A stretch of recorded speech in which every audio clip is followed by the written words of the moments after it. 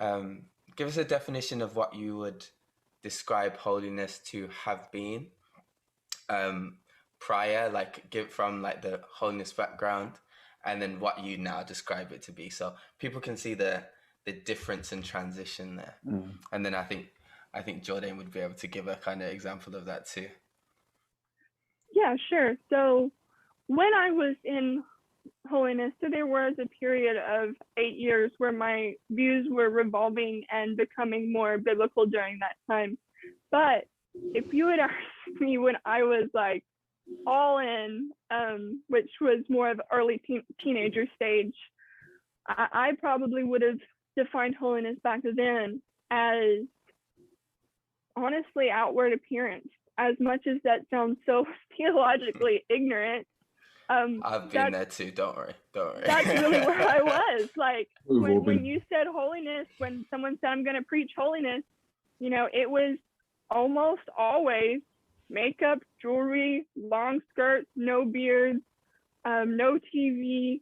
And so that's honestly what I thought of. And I thought, we do all these things and that's how we become holy and that's how we earn favor with God. Mm-hmm. So that was back then.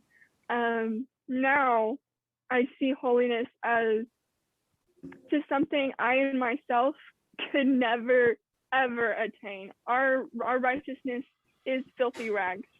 Holiness is perfection of every virtue. It's perfect justice, perfect mercy, perfect compassion, perfect love. It is just this spectacular, beautiful, glorious. It is perfection in a way that only God himself can embody and truly have. And that is, it's like this otherness, this set apart, but not just because I love that. Not this tangible set apart, like dress different, now you're different, now you're holy. No, like God is set apart from the world. He is other. He is so different. I love that. And we can only have holiness through our relationship with Christ, through him taking our sins and us accepting his free gift of salvation. And it is through grace and through faith. And then, yes, we will live a holy life, and that will have outward manifestation to some degree.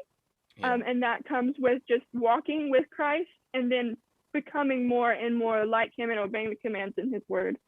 I think that I love it because it speaks to the idea of transcendence.